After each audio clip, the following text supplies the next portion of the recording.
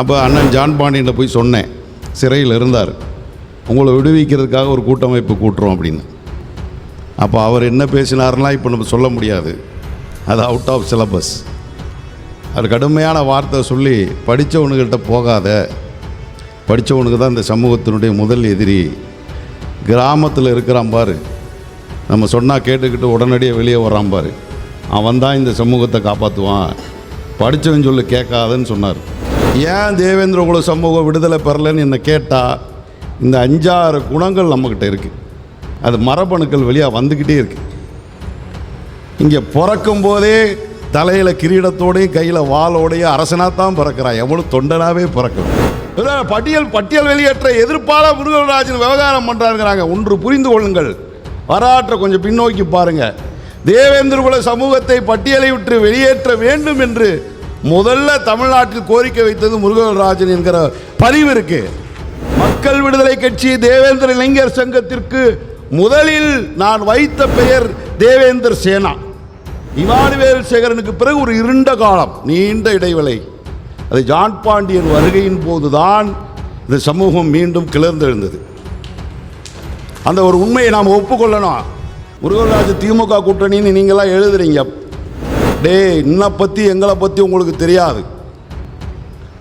நாங்கள் உடம்பு பூரா டைம் பாம்பு பட்டி இருக்க, எங்கே தொட்டாலும் வெடிச்சிருவான்.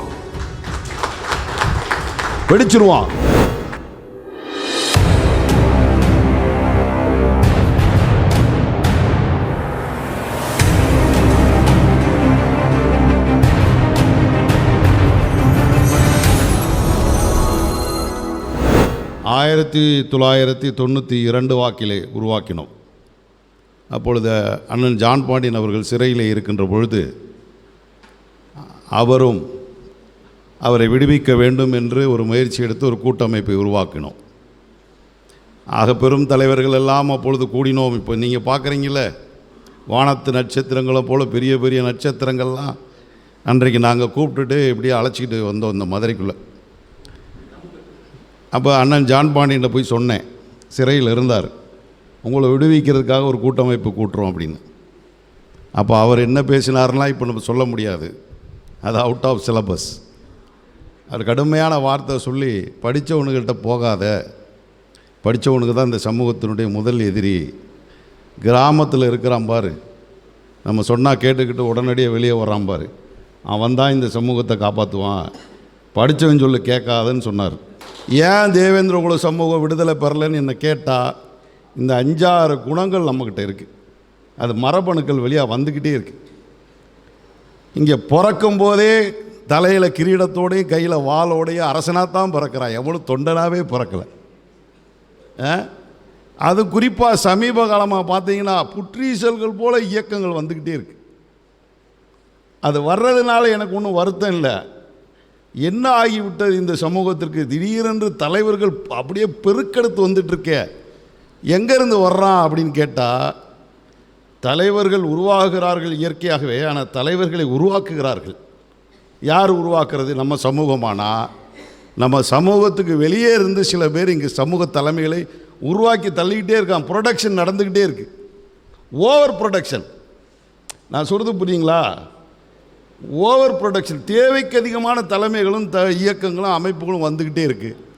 இது யார் செய்கிறான்னு ஆழ்ந்து உள்ளே போய் பார்த்தா அங்கே கொல்லம்பட்டையில் தட்டி தட்டி போட்டே இருக்கான், வெளியே விழுந்துக்கிட்டே இருக்குது. கொடி இயக்கம் போயிட்டே இருக்குது. ஆனால் எனக்கும் அதில் ஒரு பக்கம் வருத்தம் இருந்தாலும் இன்னொரு பக்கம் மகிழ்ச்சி தான். ஏத்தாப்புல அப்துல் கலாம் படம் இருக்குது, அவர் சொன்னார், உலகத்தின் அதிக மக்கள் தொகை கொண்ட நாடு இது என்று யாரும் வருந்த வேண்டாம், இது பலவீனம் இல்லை, அது பலம்தான். அதிக மக்கள் தொகை கொண்ட நாடு என்ற பலத்தை உணருங்கள்னு இந்திய நாட்டுக்கு அறைகூவல் விடுத்தார். நான் இப்போ சொல்கிறேன், அதிக இயக்கங்களும் தலைமைகளும் உருவாகுவது ஒரு புறம் பலவீனம் என்று நானே புரிந்து கொண்டேன். ஆனால் இப்போ புரிஞ்சுக்கிறேன், அது பலவீனம் அல்ல, ஒரு வகையில் அது பலம். ஏனென்று சொன்னால், என் சமூகத்தின் தலைவர்களாக வரக்கூடியவர்கள், தலைமை ஏற்கக்கூடிய தகுதி உடையவர்கள் நிறைய இருக்கிறார். ஆனால் அவர்களையெல்லாம் சட்டமன்ற நாடாளுமன்றத்தின் அமைச்சர் பெருமக்களாகவும் நாடாளுமன்ற சட்டமன்ற உறுப்பினராகவும் ஆக்கி வைப்பதற்கான வழிமுறை மட்டும் நமக்கு அடைச்சி வச்சுருக்காங்க. அதை மட்டும் அந்த டோரை லாக் பண்ணிவிட்டு உண்டாக்கிட்டே இருக்கான், அதை உருவாக்கிக்கிட்டே இருக்கான். நீங்கள் அதை புரிஞ்சுக்கிறணும். ஏன்னு கேட்டிங்கன்னா, நான் 2 நிமிஷத்தில் பேசி முடிக்கிறேன்னு வையவன்ட்ட சொல்லிகிட்டே இருந்தேன். முன்னாடியே விட்டுருந்தா அப்பாதையே வாழ்க வளமுடன் சொல்லிட்டு போயிருப்பேன் நான். ஆனால் கடைசியில் தம்பி கரிகாலனையும் நம்ம தமிழ் மாறனையும் உங்களை பேச வச்ச பிறகு நான் இப்போ சொன்னேன். அண்ணன் கேட்டார், எப்போ முடிக்க போகிறீங்க, இது எப்படிங்க முடிக்கிறது? ஏனென்று சொன்னால், தம்பி கரிகாலன் முன்வைத்த அத்தனை கருத்துக்களும் என்னுடைய கருத்துக்கள். அதில் நான் ஒரு துளி கூட எனக்கு மாற்றம் இல்லை. பட்டியல் வெளியேற்ற எதிர்ப்பாளர் முருகராஜன் விவகாரம் பண்ணுறாருங்கிறாங்க. ஒன்று புரிந்து கொள்ளுங்கள், வரலாற்றை கொஞ்சம் பின்னோக்கி பாருங்கள். தேவேந்திர குல சமூகத்தை பட்டியலை விட்டு வெளியேற்ற வேண்டும் என்று முதல்ல தமிழ்நாட்டில் கோரிக்கை வைத்தது முருகராஜன் என்கிற பதிவு இருக்கு. பதிவை வைத்தேன். மிகவும் பிற்படுத்தப்பட்ட ஒரு பட்டியலை எங்களை வைன்னு நான் எழுதின நெருப்பு பத்திரிகையின் முதல் கட்டுரை அதுதான். அப்புறம் ஏங்க இப்போ மறுக்கிறீங்க? அப்போ ஏன் மறுக்கிறீங்க? அதை வெளியிட்ட பின்புலமும் கால சூழ்நிலையும் சமூக சூழ்நிலை என்பது வேறு. ஆனால் அதை யாரை நம்பி வச்சனா அவனே கடைசியில் எங்களை கழுத்தறுத்தான், நாங்கள் பார்த்தோம். ஆக இதை நம்மை பயன்படுத்தி கொண்ட அறுவடையை வேறொருவர் செய்து கொள்ள பார்த்தார்கள். இன்றைக்கும் அதுதான். நீங்கள் சங்கத்தில் பேசுகிற எல்லாம் நாங்கள் பேசினோம். அண்ணன் வடிவேல் ராவணன், முருகராஜன், இருவரை குணசேகரன் ஒரு பெரும் படை பேசியது. கிளர்ந்தெழுந்து ஆர்ப்பரித்து ஆற்றலுக்காக சங்க இலக்கியங்களை புட்டு வைத்து பேசியவர்கள் நாங்கள் தான். தேவேந்தர் பேரவை உருவாக்கியது அதனுடைய முதல் பொதுச் செயலாளர் நான். தேவேந்தர் பேரவையா என்று ஓராண்டு காலம் விவாதித்து அது வேந்து இந்திரர் இல்லை, வேந்தர் பரம்பரை என்று வைத்தோம். தேவேந்தர் இளைஞர் சங்கத்தை உருவாக்கினார். இங்கே எனக்கு முன்னாடி பேசினார். அவர் இருக்காரா போயிட்டாருன்னு தெரியாது. தேவேந்திர சேனா இருக்காரு. மக்கள் விடுதலை கட்சி தேவேந்திர இளைஞர் சங்கத்திற்கு முதலில் நான் வைத்த பெயர் தேவேந்திர சேனா. இன்னைக்கு எழுதி வச்சுக்கோங்க. என்றைக்கு தெரியுமா? இன்றைக்கு அல்ல, 1984 ஆண்டு நான் 10ஆம் வகுப்பு லீவில் ஒரு பேப்பர் எடுத்து, அப்போல்லாம் கம்ப்யூட்டர் கிடையாது, கலர் எழுத்து கிடையாது, எதுவும் கிடையாது, ஒரு ஸ்கெட்சு பேனாவை வைத்து சிவப்பு மையில் பச்சை மையில் ஒரு படம் வரைஞ்சி நடுவில் வாழ்க்கையடையும் போட்டு தேவேந்திரை சேனான்னு எழுதின சமூக அரசியல் பொருளாதார விடுதலை என்று கோட்பாட்டை வச்சோம். அன்றைக்கு இந்த அமைப்புகளும் கிடையாது, இயக்கங்கள் கிடையாது, இப்படி பேசுகிறவரே கிடையாது, கட்சிகளும் கிடையாது. இமானுவேல் சேகரனுக்கு பிறகு ஒரு இருண்ட காலம், நீண்ட இடைவெளி. அது ஜான் பாண்டியன் வருகையின் போதுதான் இந்த சமூகம் மீண்டும் கிளர்ந்தெழுந்தது. அந்த ஒரு உண்மையை நாம் ஒப்புக்கொள்ளணும். அந்த ஜான் பாண்டியனுடைய முதல் தமிழ்நாடு தேவேந்திர இளைஞர் சங்கத்துடைய முதல் இளைஞர் அணி மாநில தலைவர் நான், அன்னை கணேச பாண்டிய பொதுச் செயலாளர். நினைச்சு பார்க்கணும். அதுக்கு பிறகு திருமறை முதல்வன் அவருடைய பொதுச் செயலாளர். நீங்கள் இன்னைக்கு சொல்கிற பரமக்குடி துப்பாக்கி சூட பேசுகிறீங்க. டிஎஸ்பி பரமசிவம் தலைமையில் ஒரு துப்பாக்கி சூடு நடத்தப்பட்டது. அன்னைக்கு 3 பேர் சுட்டப்பட்டான். ஒருத்தர் மாரிமுத்து கோனார். அந்த 3 பேரை காப்பாற்றுறதுக்கு நாங்கள் என்ன வேலை பண்ணோங்கிறது அது காலங்கள் வேறு. அந்த வரலாறு என் சகோதரி இருக்கிறாங்க, அவங்க அப்பாவை பற்றி பேசியிருந்தாங்க. அவங்க அப்பாவை நானும் 45 நாள் ஒரே சிறையில் ஒரே தட்டில் ஒன்றா சாப்பிட்டுக்கிட்டு இருந்தோன்னு அவங்களுக்கு தெரியாது. இன்னும் அண்ணன் பழனி பாபாவோடு நாங்கள் கிட்டத்தட்ட 20 ஆண்டுகள் பயணித்திருக்கிறோம். நாங்கள் நிறைய விஷயங்களை பேசியிருக்கோம், நிறைய உருவாக்கியிருக்கோம். அவரோடு நிறைய பொதுக்கூட்டங்கள் மேடைகளை நான் பேசியிருக்கிறேன். இதெல்லாம் ஏன் சொல்கிறேன்னா, நான் ஒன்று சொல்கிறேன், நமக்குள்ள முரண்பாடு என்பது கொள்கை முரண்பாடு கூட கிடையாது. இந்த கொள்கை முரண்பாடும் கூட தற்காலிகமாக செயற்கையாக உருவாக்கப்பட்டவைகளே தவிர உருவானவைகள் அல்ல.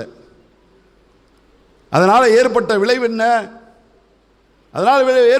என்ன? ஒரு உதாரணம் சொல்கிறேன். இங்கே எனக்கு முன்னாடி யாரோ சொன்னாங்க, நமக்கு இந்த உரிமைகளை தம்பி தான் சொன்னார், சின்ன உடப்பில் நமக்கு உரிமை இல்லை, மாஞ்சோலையில் நமக்கு உரிமை இல்லை, அங்கே உரிமை இல்லை, இங்கே உரிமை, பட்டியல் போட்டுக்கிட்டே போகிறாரு. ஒரு உதாரணத்தை சொல்கிறேன். ஒரு குடிகாரன் இந்த கடந்த 30 நாளுக்கு முன்னாடி மதுரையில் ஒரே நாளில் 16 சென்டிமீட்டர் மழை பெஞ்சுது. அந்த கோரிப்பாளையத்தில் போகிற சாக்கடைக்குள்ளே ஒரு கிறுக்கன் விழுந்துட்டான் போதையில், அவன் செத்து போயிட்டான். ஒரு கட்சி மறியல் பண்ணுது, அந்த இறந்து போனவனுக்கு நிவாரணம் வேணும்னு உட்காருது. மாண்புமிகு அமைச்சர் அங்கே வர்றாரு, போராட்டத்துக்கு களத்துக்கு வர்றாரு. வந்து அவங்க கூட பேசிட்டு, சட்டத்தில் காசு கொடுக்க வழி இல்லைப்பா, 10 லட்ச ரூபா என் சொந்த காசை கொடுக்குறேன்னு மந்திரி கொடுத்து பிரச்சனையை முடிச்சு போயிட்டார். நடந்ததா? நடந்ததில்ல. இதோ அரிட்டாபட்டியில் டங்ஸ்டன் தொழிற்சாலை வைக்கக்கூடாது அப்படின்னு ஒரு போராட்டம் நடக்குதுல்ல. அங்கே நடக்கிற ஊராட்சி மன்ற கூட்டத்தில் மாண்புமிகு அமைச்சர் மூர்த்தி போய் உட்கார்ந்து, மத்திய அரசே அனுமதித்தாலும் ஒன்றிய அரசே அனுமதித்தாலும் மாநில அரசு அனுமதிக்காதுன்னு சொல்கிறாரு. அந்த மூர்த்தி ஏண்டா சின்ன உடப்புக்கு வரலன்னு நான் கேட்குறேன். ஏண்டா நீ வரல? நீ வரமாட்ட. முருகராஜ் திமுக கூட்டணின்னு நீங்களாம் எழுதுறீங்க. என்னை பற்றி எங்களை பற்றி உங்களுக்கு தெரியாது. நாங்கள் உடம்பு பூரா டைம் பாம்பு பட்டி இருக்க, எங்கே தொட்டாலும் வெடிச்சிருவான். அதில் காம்ப்ரமைஸ் இல்லை எனக்கு. நான் ஏன் திமுக கூட்டணிக்குள்ள போகிறேன்? ஏன் பகுஜன் சமாஜ் கட்சி பொதுச் செயலாளர் ஆகிறேன்? ஏன் ஜெயலலிதாவோட போய் உறுப்பினர் அட்டை வாங்குறோம்? விடுதலை சிறுத்தைகளை போல் இந்த பல்லர்கள் ஒன்று திரட்டப்பட்ட அரசியல் சக்தியாக இருந்தால் நாங்கள் யார்கிட்டையும் போக வேண்டிய அவசியம் இல்லையே.